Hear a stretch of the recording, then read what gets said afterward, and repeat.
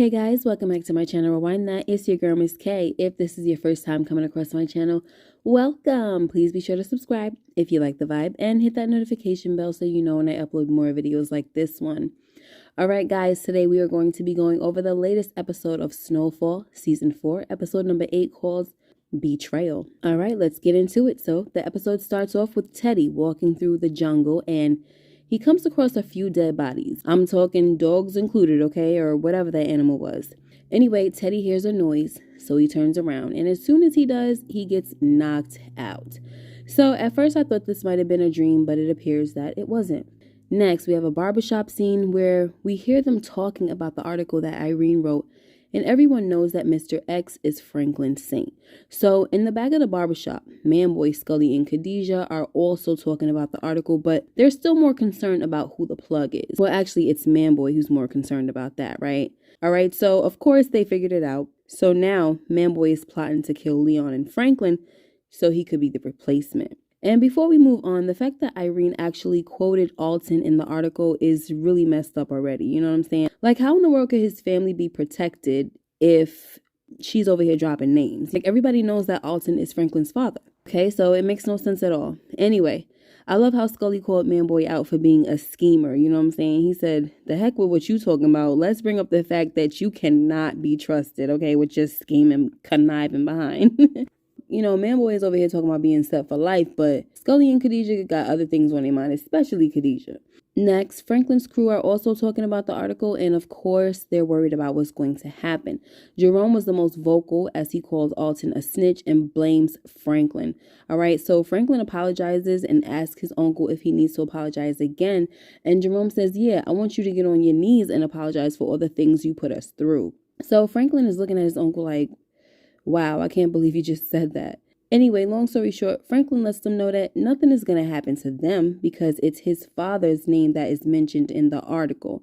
And after he pretty much calls them all selfish for being worried about themselves and not even having a bit of concern for him, he also lets them know that he will fix things like he always does and step in front of the bullet if he has to. So if you don't have anything constructive to say, please shut up, okay? But at this point, guys, I'm like, yeah, I hear all that, Franklin, but I'm with Jerome on this one. You know what I'm saying? Because you don't put them through a whole lot. But at the same time, he didn't force anybody to get involved. But still, you know, Uncle Jerome warned him about the drug game from the beginning. So it's only right that Jerome would be the most frustrated out of the bunch. Next, Irene gets a call from Franklin and he asks her if she's interested in getting the full story because that was only half of it. And Irene, being the thirst bucket she is, said yes. Next, as we all suspected, T is working for someone and we find out in this scene that it's Manboy. And it really wasn't surprising at all. And I told y'all in the previous video that when Franklin asked about her brother, it made me want to know more because I figured that bringing up her brother had to mean something, you know what I mean?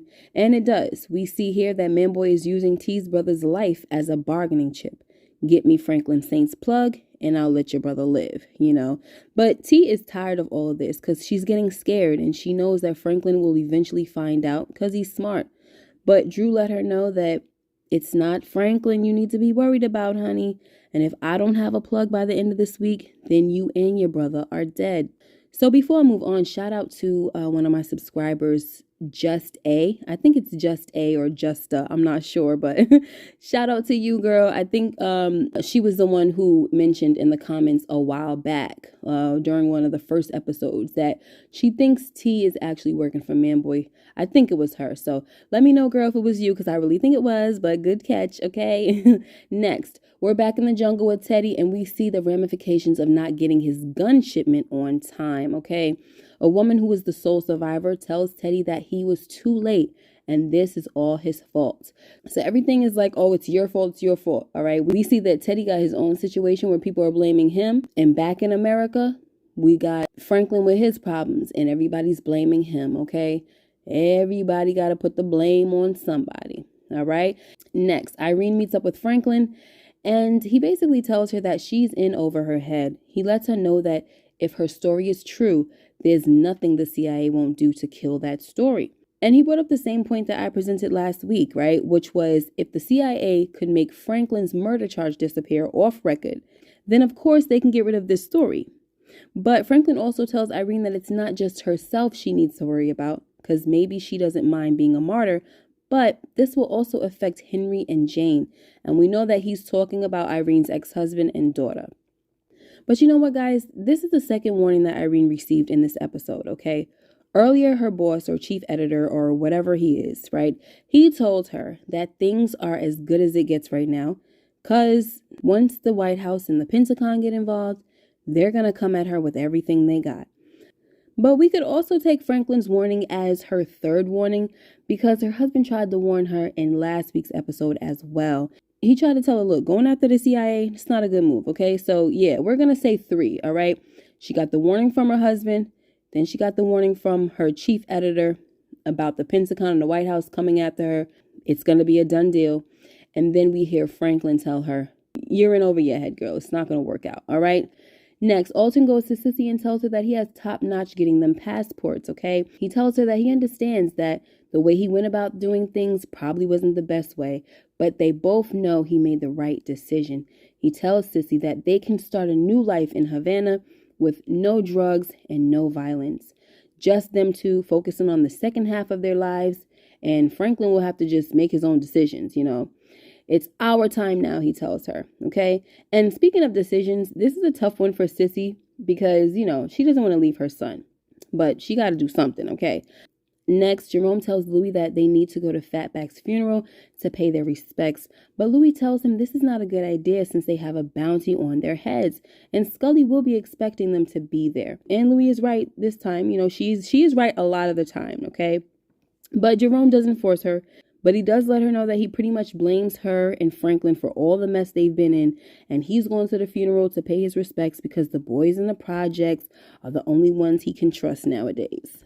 So, of course, he has to do what he's going to do to keep the relationship good with them. Next, Cissy gets a visit from a representative of Paul Davis. I think his name is something Childress. I forgot his first name, okay? But Paul Davis gives the money back, okay, that she gave to the church, okay? So she tells the representative that the money was a gift, and he tells her that they will not be accepting it due to a change in circumstance. And we already know what the circumstance was, okay? So it looks like crap is really going to hit the fan now because Paul Davis seems to be backing away from the Saints. And this should be no surprise because, you know, his main concern was making sure that nothing illegal could be tied to him. Next, Irene's story is pretty much going nowhere. The editors tell her they can't allow it, and the Pentagon shows up for a conference, so we know the story is trashed, okay? Next, we get to Fatback's funeral, and Khadijah is parked in a car that no one happens to pay attention to, which was a little odd. Anyway, she sees Leon. She points him out, and her girls pull the drive-by. And a few people get hit, and Louis is included. So this is messed up all around. But the fact that Louis made the decision at first not to go, but unfortunately changed her mind, you know, because she wanted to support her man, it turned out to be a decision that may have sealed her fate, you know? And that's what makes it really messed up. Next, the Saint crew is at the hospital and Louis is in surgery. Leon points out that the shooter wasn't Manboy or Scully, but the little girl's mama. So T walks up because, you know, she's always listening to everything. So she walks up and she tells him that she can find out the identity of the 2 chicks that was with Khadijah. And Leon was kind of looking like he wasn't too sure about her. You know, when T walked away, he was looking like, I don't know. Anyway, next, Irene tells Henry that she's going to go off the grid for a little while, but she wants to spend one more night in her house. And as soon as she said that, guys, I knew something was going to happen to her. Next, T calls Manboy and tells him that Khadijah done shot up the funeral, okay? Fatback's funeral. She tells Manboy that she might have a way to get the plug, but he has to get his sister to stand down. And listen, Manboy cannot control his sister, all right? She don't care nothing about that stuff he's talking about. None of his ambitions or anything. Like, she just wants revenge. Is she out of control? Of course, okay? Because at this point, she has no respect and no boundaries. But looking at things through Khadijah's perspective, she's lost her only child. So that means she don't have no other kids to take care of, to like keep her busy. All right. So this woman is out here childless and angry with nothing but time on her hands. And that is clearly a recipe for disaster. Anyway, since T told Manboy that Louis got hit, Manboy already knows what's up, okay? And Jerome is about to be on a war path. So this info allows Manboy and his crew to be ready. Next, Cissy tells Franklin that Davis is out and that she's pretty much tired of all this. But Franklin just hits her with everything's gonna be all right and this will all blow over. You know, one thing about Franklin is when his people start to express concern and they get a little fearful that things are just not looking good and there's really no good ending here. He's always trying to coax them back in and always trying to say, oh, it's going to be fine. It's going to blow over. I'm going to handle this, be easy, whatever. And it's annoying. That's why when Lerp left, I was really happy because sometimes you just got to get away from those type of people. Franklin is in denial, okay? He just keeps trying to sell this false hope. Like, when is he going to realize that nothing is going to be all right as long as he's in this game? Anyway, Cissy tells him that she's going to move out of the house to get away from South Central and focus on her. Next, Franklin finally goes to meet up with Teddy, and of course, Teddy wants to know how all this happened. Long story short, Franklin fills him in, and Teddy lets Franklin know that he'll handle things from here on out. You just keep a muzzle on your father, and from now on, you cannot trust anyone. Next, Franklin gets back to the hospital to find out that Louis is out of surgery and is stable. So before Jerome goes in to see Louis, he tells the crew to be ready for war when he comes back out. Then T tells Franklin and Leon, who was with Khadijah during the drive-by. She also tells Franklin that Drew has been going harder than most for his plug, and the best way to avoid a war is to probably cut a deal with Drew, aka Manboy. But as T speaks, you can tell that Franklin is realizing that she cannot be trusted either. But of course, he doesn't let on. Instead, he tells her to make the call and tell Manboy that he'll make the deal. Next, Reed and Oso pay Irene a little visit. While Oso holds her down, Reed injects something into her arm. He tells her that he knows she thinks she's doing the right thing, but you're not, simple as that. Then he says, tomorrow you'll wake up, but next time you won't. Next, Jerome sees Louis in the state that she's in, and he breaks down. He just can't take it, of course, right? So he comes out into the hallway and he tells Leon and Jerry Curl dude that it's on, like we going head hunting. But when Leon tells Jerome that Franklin wants them to wait there, Jerome says, F Franklin, okay? They done shot my baby up, man. And the way Jerome was talking reminded me too much of Money Making Mitch, okay, from Paid in Full. If y'all saw Paid in Full, y'all know exactly the scene I'm talking about, okay? But anyway, Uncle Jerome was like, I'm doing things my way, okay? Screw Franklin. I said Jerome's in the house, watch your mouth, all right? Next, we have T making the call to Drew and letting him know that Franklin wants to cut a deal. She tells him that first, she wants the rest of her money and a promise that her brother's going to be okay. Then she goes to sit down in her little chair, and I already knew that Franklin was in there, okay, waiting for her. So he announces his presence by saying, hey, T. Then she gets up. Of course, she's scared, right? And he says, how long you been playing me? And that's how the episode ended, okay, with Peaches just standing there pointing the gun at her. So I'm over here like, what is he going to do with her? Is he going to kill her? Like, what's going to happen? Because, sometimes leaving these kind of people alive ain't always worth it in the end, but we'll see. Also, I'm a little afraid for Alton, guys. I'm really hoping that he doesn't get killed, but I'm very nervous about it, all right? So I'm leaning toward that happening, but I really hope that it doesn't because I really like him. Anyway, guys, that was the video for today. I hope you guys enjoyed this video. Make sure you like, comment, and subscribe if you haven't already. Hit that notification bell so you know when I upload more videos like this one.